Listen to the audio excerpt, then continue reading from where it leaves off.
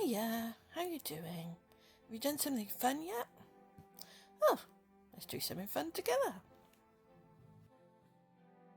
Like, starting with a bit of a buyer beware story today. I recently purchased what I thought was going to be a lovely collapsible table with hidden storage. It was advertised all over Facebook, all over Instagram, that's the picture, and this is what I received. Yeah, totally got scammed. So buyer beware. Anyway, today's project, we're going to be doing these rune stones from Sophie and Toffee.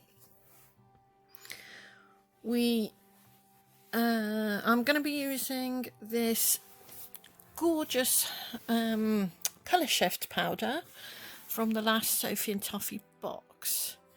Just getting my paintbrush, checking that it's nice and dry, and going to be putting some on.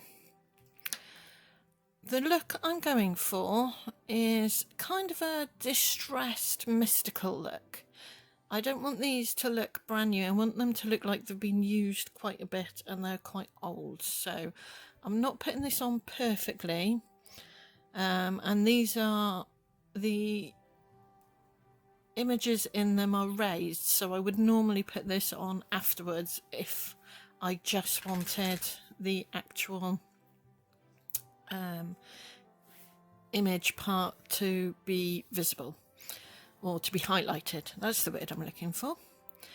But what I want is I want the whole thing to look kind of distressed. So that's why I'm painting it on now. And just brushing it on, as in my previous videos. Just making sure there's no actual loose powder left. Make sure it gets into all the little nooks and crannies. And just taking my time generally. I'm not going to put you through the pain of watching me do all of them, but I just thought I'd show you doing a couple.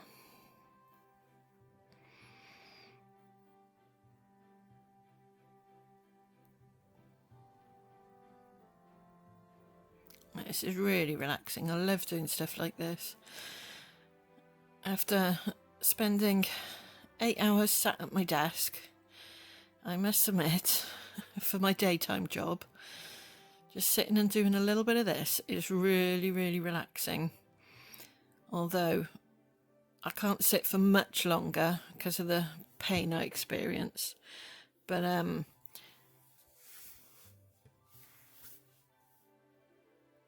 yeah, I'm really enjoy this part of the craft because it's, you know, take your time, enjoy it, and make sure you've got it the way that you want it to be.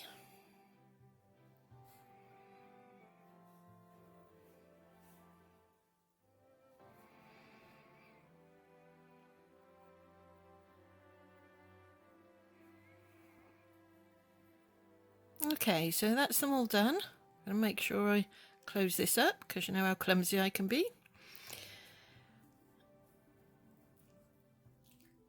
And here we go. Oh, don't they look gorgeous? Yeah, I love that. As per usual, this is a voiceover. I'm not talking and resining as I go along. Now I'm going to be using the tail ends of quite a few different bottles of Sophie and Toffee resin just to use some resin up from previous projects.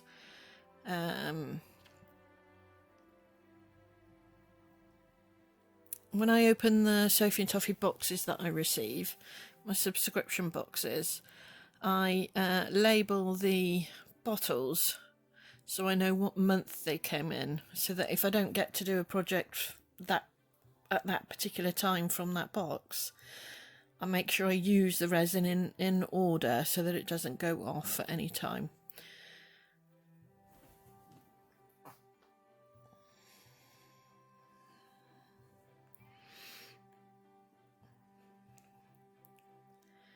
Yeah, you might hear my puppy in the background. He's my support puppy. Well, he's a dog now, not really a puppy. He's nearly a year old, and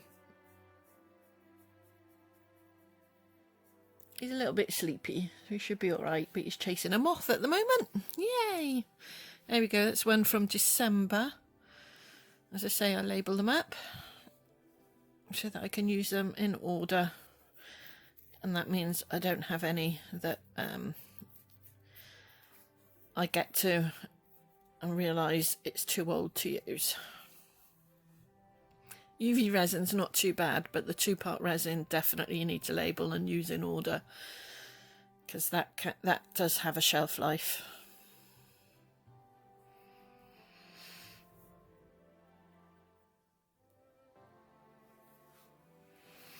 I'm just pouring a little bit in because I just want to coat the bottom really, so that it picks up all that lovely powder that I've put in. Making sure, I'm going to spend a bit of time, but I'm not going to put you through watching me do it. Just making sure that all the bottom is covered, and then I will set it in a UV lamp. Okay, so that's all done. That layer's done. I'm going to do another layer, a backing layer. Yeah, this was a brand new bottle that I opened, so there's plenty in that one. And I'm going to use purple, some purple mica powder. Oh, careful, Marie. You've got the powder in your hand. There we go. I'm so accident prone. That could have turned out nasty.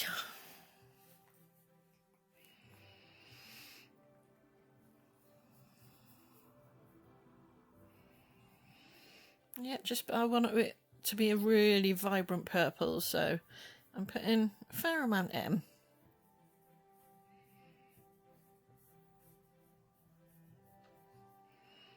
Always being careful to fasten the tops, because I don't know how many times I've tipped bottles and containers and things like that over. Now with mica powder, unlike the liquid colorant, you've really got to make sure you mix it in, but try not to be as do it as quick as I'm doing it, because I add in a whole load of bubbles which I end up having to sort out later. I'm just impatient at this point because I've been sat up way too long and my back is killing me.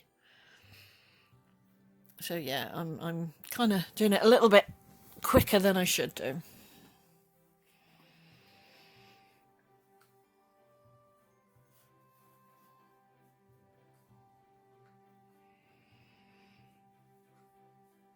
Like I say, you really need to make sure there's no loose powder floating on the top, because it doesn't make for a very nice end finish. Okay, I'm just gonna fill these up now and cure them under the UV light. And because these are really thin, so there's not much depth to them, UV is fine to use. Otherwise I'd be using the 2-part resin.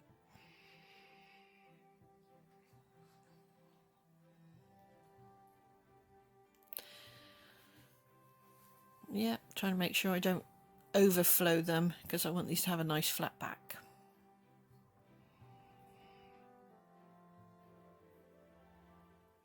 And I do run over these with heat, which I didn't show you, just to make sure all the bubbles are popped. But as you can see, some of the backs are still showing micro bubbles, but it's the back, so it's fine. Oh, look how nice that's turned out. That's really pretty, and yeah, the exact effect that I want. Some of it looks like it's coming off, but it doesn't actually come off on your finger, which I'll show you in a minute.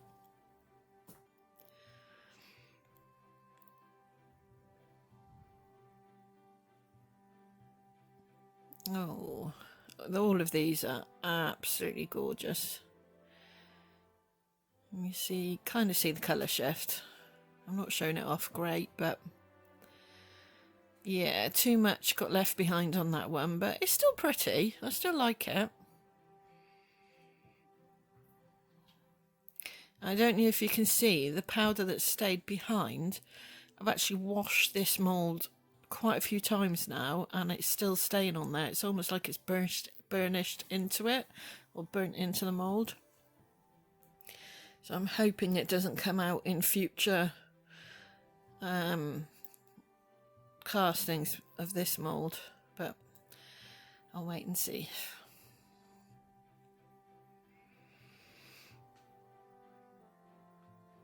Yeah, they're really pretty. They're exactly how I wanted them to be, which for me is a miracle.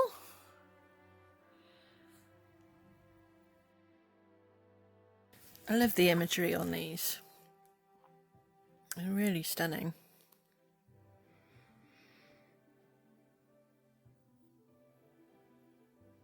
I don't think I can say much more about them other than how gorgeous they are. So I'm going to let you watch the rest of the unmoulding in peace.